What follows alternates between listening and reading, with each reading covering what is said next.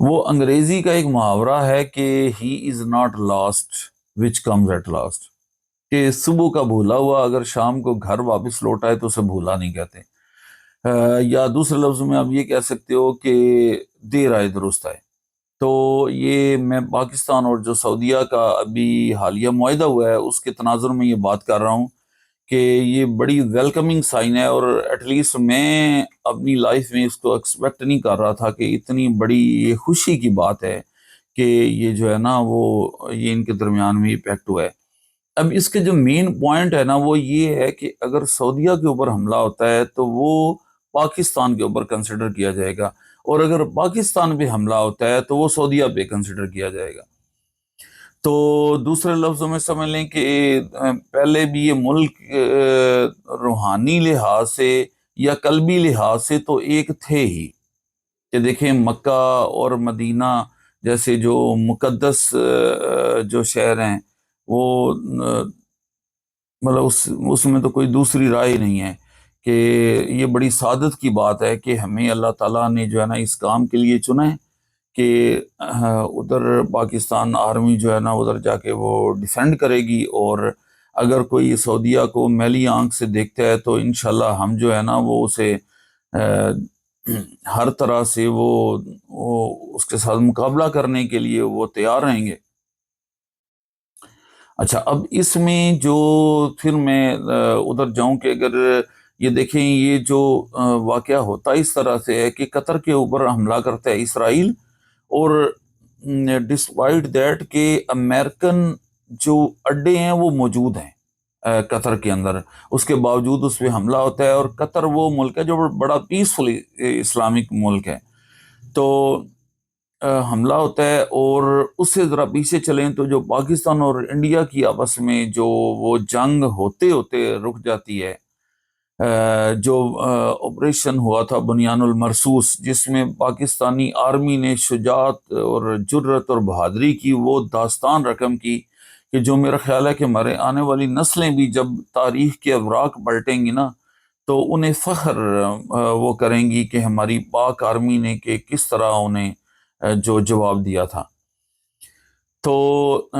اب اس سے ہوتا ہی ہے کہ تمام اسلامی ملک جو ہیں اور بلکہ پوری دنیا انہیں سمجھ آ جاتی ہے کہ یہ پاکستانی فوج کو ہرانا اتنا آسان نہیں ہے۔ تو جو اسلامی ملک ہیں ان کو پہلے بھی اکٹھا ہونا چاہیے تھا، لیکن چلیں تو اس میں یہ ہے کہ اب انہیں یہ سمجھ آئیے کہ امریکہ ادھر ہونے کے باوجود، اور یہ ان کے پاس ڈالرز بھی ہیں، ان کے پاس پیسہ بھی ہے، تیل بھی ہے، سب کچھ ہے، تو اس کے باوجود بھی جو جنگ ہے وہ خالی ان پیسوں سے نہیں جیتی جاتی، بلکہ اس کے لیے مین پاور، اس کے لیے آرمی ہونا ضروری ہے، اور ایک تگڑی آرمی پاکستان جیسی۔ اب میں آپ کو تھوڑے سے اگر سٹیٹسٹکس کی طرف لے کے جاؤں تو میں آپ کو تھوڑا سا بتانا چاہوں گا کہ جو قطر ہے نا اس کا جو ایریا ہے وہ تقریباً 11,571 اسکوائر کلومیٹر ہے، اور جو پاکستان ہے، پاکستان کا جو ایریا ہے نا وہ 8,81,913 اسکوائر کلومیٹر ہے۔ اب دوسرے لفظوں میں سمجھ لیں کہ یہ تقریباً 9 لاکھ کے قریب بنتا ہے، یعنی آپ یہ سمجھ لیں کہ قطر کا ایریا 11,000 اور پاکستان کا تقریباً 9 لاکھ کے قریب، یعنی دوسرے لفظوں میں 56 قطر ہوں، یعنی 56 ٹائمز قطر ہوں تو اتنا پاکستان ہے۔ اور قطر جو ہے اس کا جو ڈیفنس کے اوپر جو بجٹ وہ خرچ کرتا ہے وہ تقریباً 14 ارب ڈالر ہے، اور جو پاکستان جو اتنا بڑا ملک ہونے کے باوجود جو 56 ٹائمز اس سے بڑا ہے، اس کے باوجود جو پاکستان ڈیفنس کے اوپر جو خرچ کرتا ہے وہ 9 ارب ڈالر ہے جسٹ۔ انڈیا جو ہے وہ تقریباً 77.4 ارب ڈالر جو ہے نا وہ خرچ کرتا ہے۔ تو اب انڈیا کی بات کی جائے تو وہ اب یہ دیکھ لیں کہ ڈیفنس کے اوپر جو وہ خرچ کرتا ہے وہ تقریباً 8 ٹائمز پاکستان سے زیادہ ہے۔ اگر آبادی کے لحاظ سے بات کی جائے تو تقریباً انڈیا جو ہے وہ 6 گنا پاکستان سے بڑا ہے۔ اگر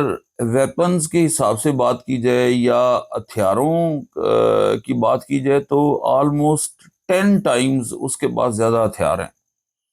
اور اگر جگہ کی بات کی جائے ایریا کی تو انڈیا تقریباً 3.5 ٹائمز پاکستان سے بڑا ہے، یعنی پاکستان تقریباً 3 دفعہ ہوں بلکہ پھر ہاف ٹائم ہو تو پھر وہ تقریباً انڈیا کا جو ہے نا وہ ایریا بنتا ہے. لیکن اس کے باوجود اتنی بڑی آرمی کو شکست دینا اور اتنے بڑے ایریا کی آرمی کو شکست دینا یہ کوئی آسان کام نہیں تھا. لیکن بہرحال پاکستان آرمی نے شجاعت اور بہادری کی وہ جو مثال قائم کی، وہ میرے خیال میں اس میں کوئی دو رائے نہیں ہے. اب اس سارے سینیریو میں اگر بات کی جائے تو جو پاکستان کے پاس جو چیز ہے نا وہ بیسیکلی اگر دیکھا جائے تو Pakistan almost more than 50 countries are there, جو اسلامی کنٹریز ہیں میں ان کی بات کر رہا ہوں، تو ان میں پاکستان از دا اونلی کنٹری، اونلی اسلامی country which has nuclear weapons, یا جس کے پاس ایٹم بم ہے. ٹھیک ہے، تو